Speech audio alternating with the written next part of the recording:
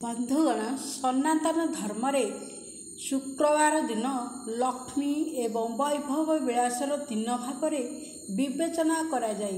ତ ଆଜି ଦିନରେ ମା ଲକ୍ଷ୍ମୀଙ୍କୁ ପ୍ରସନ୍ନ କରିବା ପାଇଁ କିଛି ଉପାୟ ମଧ୍ୟ କରାଯାଇଥାଏ। ତ ଆଜି ଆମେ ଆପଣଙ୍କୁ ଏପରି କିଛି କୌଶଳ ବିଷୟରେ କହିବାକୁ ଯାଉଛୁ, ଯାହାଦ୍ୱାରା ବହୁତ ଅଧିକ ଧନ ଆପଣଙ୍କ ପାଖକୁ ଆସିପାରେ।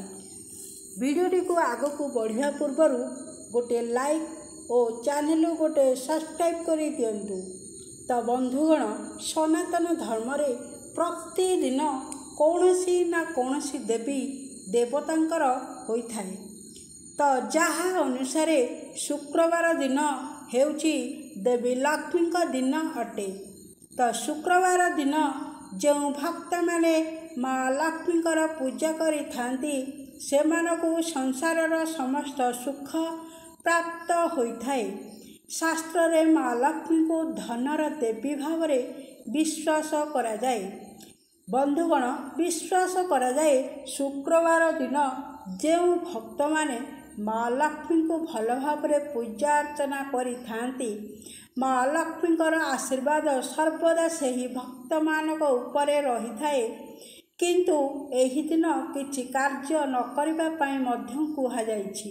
ତ ଜାଣନ୍ତୁ କିଛି ଏପରି କାର୍ଯ୍ୟ ବିଷୟରେ ଯାହା ଏହି ଦିନ କରିବା ଉଚିତ ନୁହେଁ। ଶୁକ୍ରବାର ଉପାୟ। ବନ୍ଧୁଗଣ, ବିଶ୍ୱାସ ଅନୁସାରେ ମା ଲକ୍ଷ୍ମୀ କେବେ ବି କୌଣସି ସମୟରେ ଘରକୁ ଆସିପାରନ୍ତି।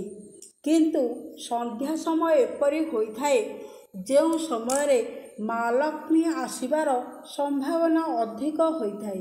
ତ ତେଣୁ ସନ୍ଧ୍ୟା ସମୟରେ ସମଗ୍ର ଘରର ଆଲୋକ ଜଳାଇ ସମଗ୍ର ଘରକୁ ଆଲୋକିତ କରିବା ଉଚିତ। ମା ଲକ୍ଷ୍ମୀଙ୍କ ସାମ୍ନାରେ ମୋଗ୍ରା, ସୁଗନ୍ଧିତ ଅତର ଏବଂ ଆରତି ଏବଂ କାମସୁଖ ପାଇଁ ଗୋଲାପ ଅତର ପ୍ରଦାନ କରିବା ଉଚିତ। ତ ଏହା ସହିତ ଦେବୀ ଲକ୍ଷ୍ମୀଙ୍କ ସମ୍ମୁଖରେ କେବେ ବି ଅତର ଅର୍ପଣ କରିବା ଦ୍ୱାରା ମାନସିକ ଶାନ୍ତି ପ୍ରାପ୍ତ ହୋଇଥାଏ। ତ ଶୁକ୍ରବାର ଦିନ ସକାଳ ସମୟରେ ଗୋମାତାଙ୍କୁ ସତେଜ ରୁଟି ଖାଇବାକୁ ଦେବା ଉଚିତ। କାରଣ ଏପରି କରିଲେ ମା ଲକ୍ଷ୍ମୀ ପ୍ରସନ୍ନ ହୋଇଥାନ୍ତି ଏବଂ ଆପଣଙ୍କ ଉପରେ ସର୍ବଦା ନିଜର କୃପାଦୃଷ୍ଟି ରଖିଥାନ୍ତି। ପ୍ରତ୍ୟେକ ଘରେ ପରିଷ୍କାର ପରିଚ୍ଛନ୍ନତା ପ୍ରତି ନିଶ୍ଚିତ ଧ୍ୟାନ ଦିଅନ୍ତୁ। କାରଣ ଏହାଦ୍ୱାରା ମାତା ଲକ୍ଷ୍ମୀ ପ୍ରସନ୍ନ ହୋଇଥାନ୍ତି। ଏବଂ ଏହା ସହିତ କେବେ ମଧ୍ୟ ସନ୍ଧ୍ୟା ସମୟରେ ଘରେ ଝାଡ଼ୁ ଲଗାନ୍ତୁ ନାହିଁ। ତ ଏପରି କଲେ ଘରର ଲକ୍ଷ୍ମୀ ଘରୁ ବାହାରକୁ ଚାଲିଯାଆନ୍ତି।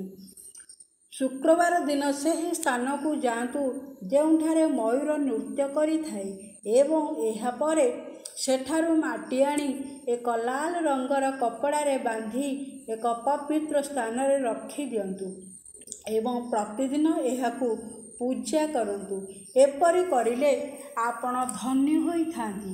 ତ ଦେବୀ ଲକ୍ଷ୍ମୀଙ୍କୁ ଖୁସି କରିବା ପାଇଁ ଏହା ବ୍ୟତୀତ ଆଉ କ'ଣ କରିପାରିବେ? ଘରେ ତୁଳସୀ ଗଛ ଲଗାନ୍ତୁ ଏବଂ ଏହାକୁ ପୂଜା କରନ୍ତୁ। ଧଳା ଚନ୍ଦନରେ ତିଲକ କରନ୍ତୁ। ପାଣିରେ ଚନ୍ଦନ ମିଶାଇ ସ୍ନାନ କରନ୍ତୁ। ତ ବନ୍ଧୁମାନେ, ରୂପା ଖଣ୍ଡ କିମ୍ବା ଚନ୍ଦନ କାଠକୁ ନଦୀ କିମ୍ବା କେନାଲରେ ପ୍ରବାହିତ କରନ୍ତୁ। ସୁଗନ୍ଧିତ ପଦାର୍ଥ ବ୍ୟବହାର କରନ୍ତୁ।